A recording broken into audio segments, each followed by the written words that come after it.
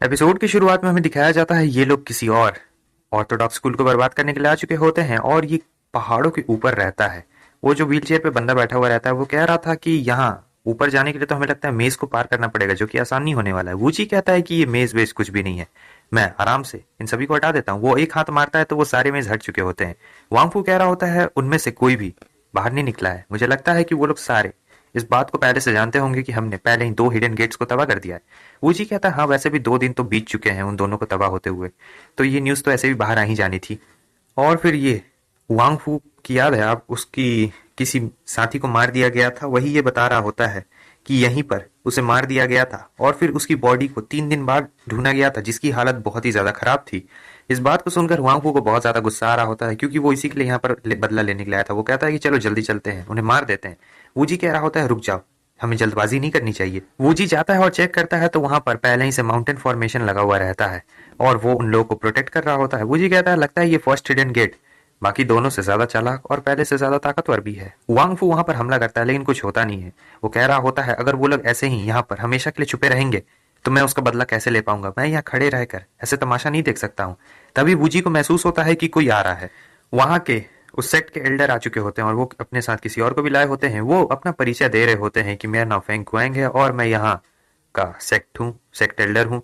Please मैं तुमसे माफी मांगना चाहता हूँ हमारे सेक्ट की तरफ से, क्योंकि जो भी हमारे सेक्ट ने तुम्हारे साथ पहले किया था मुझे माफ कर दो, हमारे सेक्ट को भी माफ कर दो। अब हम दोनों के बीच में कोई भी कॉन्फ्लिक्ट नहीं होने वाले हैं और मैं तुम्हारे गुनहगार को भी लेकर आया हूँ, तुम इसे चाहो जो भी सजा दे सकते हो। मुझे कहता आखिर ऐसा कैसे हो सकता है, इतने बड़े सेक्ट का एल्डर मेरे सामने शांति का हाथ बढ़ा रहा है, मैं कैसे मान लूं तुम इतनी आसानी से हमारे साथ कॉपरेट करने के लिए तैयार हो।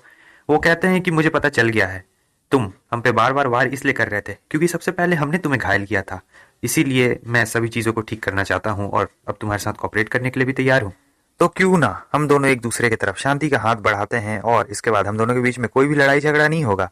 और फिर वो उन्हें आगे बता रहे होते हैं और तुम दोनों मेरे प्यारे दोस्त, वो जो लड़की पहले क्लैन में टेक्निक चुराने के लिए आई थी उसे पहले ही डिसिपल्स ने मार दिया है, तो ये भी जस्टिफाइड हो गया है। भले ही हम दोनों एक दूसरे से शांति का प्रस्ताव रख रहे हैं लेकिन मैं तुम्हें उस डिसिपल को देना चाहता हूँ जिसने उस लड़की को मारा था। तुम्हें इसके साथ जो भी करना है तुम वो कर सकते हो, मुझे इसके साथ कुछ भी लेना देना नहीं है। और फिर वो उस डिसिपल को फेंक देते हैं सीधे वांगफू के पास में। वांगफू से कहता है अगर तुम्हारी कोई आखिरी इच्छा है तो तुम बोल सकते हो, लेकिन वो हंसने लगता है और कह रहा होता है कि उसे इसका कुछ भी अफसोस नहीं था कि उसने उस लड़की को क्यों मारा, उसने उसे बहुत बेरहमी से मारा था। अभी भी ये हंसी रहा होता है और कह रहा होता है कि मुझे इस बात का जरा भी अफसोस नहीं है, तुम्हें मेरे साथ जो करना है वो कर लो। वांगफू को इतना गुस्सा आता है कि वो मारता एक जोरदार पंच और उसका गर्दन ही टूट जाता है। और फिर उधर एल्डर कह रहे होते हैं कि ठीक है, अब जिसका जो भी जिससे दुश्मनी था वो सब खत्म हो चुका है। वांगफू वूजी को कह रहा होता है कि ब्रदर मैं तुमसे भीख मांगता हूँ कि प्लीज प्लीज उन लोगों के साथ डील मत करना, हमें उनके साथ शांति समझौता नहीं करना है। वूजी मुस्कुरा रहा होता है और इधर ये भी यही कह रहा होता है कि मुझे नहीं लगता है कि ये लोग इतनी आसानी से एग्रीमेंट करने वाले हैं, पता नहीं लेकिन मुझे ऐसी फीलिंग आ रही है कि जरूर इसके पीछे भी इनकी कोई बहुत बड़ी चाल है। एल्डर भी कह रहे होते हैं कि चाइना की स्पेशल फोर्सेस भी अभी यहाँ पर है और इस तरीके से हम पीछे नहीं हट सकते हैं। वूजी को उस पहाड़ के ऊपर से एक बहुत ही अजीब सी एनर्जी महसूस हो रही होती है। वूजी उससे कहता है कि मैंने तुमसे कब कहा कि मैं इस शांति समझौते के लिए हाँ कह रहा हूँ, मैंने ऐसा बिल्कुल भी नहीं कहा। तुम कुछ भी नहीं हो मेरे सामने, मैं चाहूँ तो तुम्हें यूं खत्म कर सकता हूँ। ये बात सुनकर उसे जरा भी अच्छा नहीं लगता है, तो वो अपने सारे डिसिपल्स को कह रहा होता है कि आज इनमें से कोई भी जिंदा बचकर नहीं जाना चाहिए। आज ये लोग आए हैं तो आज इनमें से कोई भी जिंदा वापस नहीं जाएगा। वो सारे डिसिपल्स उन पर हमला करने के लिए चले जाते हैं। इधर वांगफू भी आगे बढ़ता है और साथ ही साथ एक और बंदा आगे बढ़ता है। उन सभी को मारने के लिए मस्त लड़ाई हो रही होती है और इस तरफ एल्डर इन सोल्जर से कह रहे होते हैं कि मैं तुम्हें प्रोटेक्शन दूंगा, तुम फायर करो। वूजी कह रहा होता है कि मुझे लग रहा है अब वो आने वाला है। इधर हम देखते हैं कि वो जितने भी सोल्जर्स होते हैं वो सभी गोलियां बरसाना शुरू करते हैं, लेकिन इन लोगों को कोई बचा लेता है, वो भी बहुत ताकतवर शील्ड के साथ। ये कोई वाल्केरी रियलम वाला बंदा होता है जिसका प्रेशर बहुत ही ज्यादा स्ट्रांग होता है और इन्हें पता रहता है कि वाल्केरी रियलम वाला बहुत ही ज्यादा पावरफुल है। वेल्डर कह रहा होता है कि ये हमारे एंसेस्टर है, ये हमारे होरन सेक्ट के एंसेस्टर है और ये पहले ही मार्शियल गॉड रियलम में एंटर कर चुके हैं, तुम लोग नहीं जीत सकते हो। सारे डिस्पल्स भी बहुत खुश होते हैं और वो कह रहे होते हैं कि हमारे एंसेस्टर अब जाग चुके हैं, वो इस पूरी दुनिया में इनविंसिबल हैं और उन्हें कोई भी नहीं हरा सकता है। सब में एक अलग ही जोश आ चुका होता है।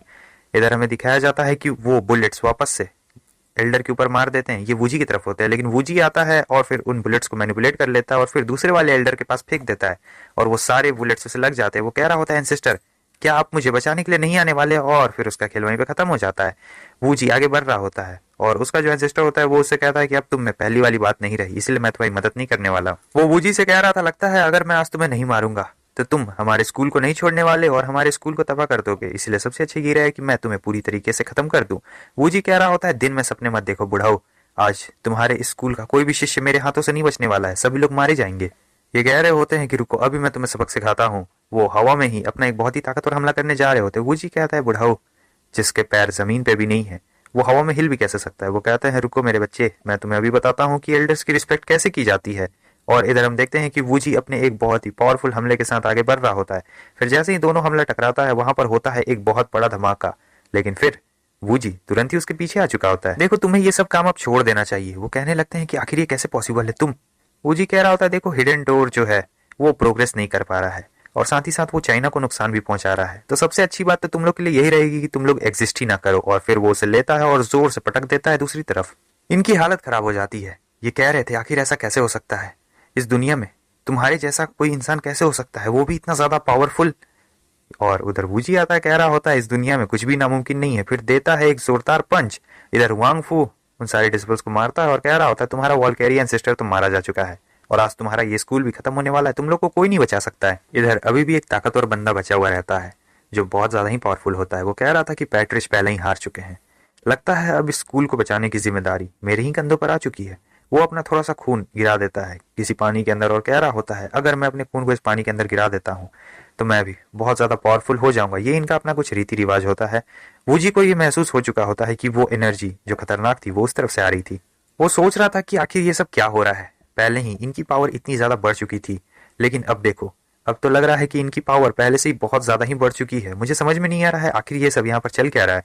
तब तक हम देखते हैं कि वो बंदा अपनी फुल पावर के साथ वहां पर बाहर निकल चुका होता है। उसकी एनर्जी बहुत ज्यादा होती है।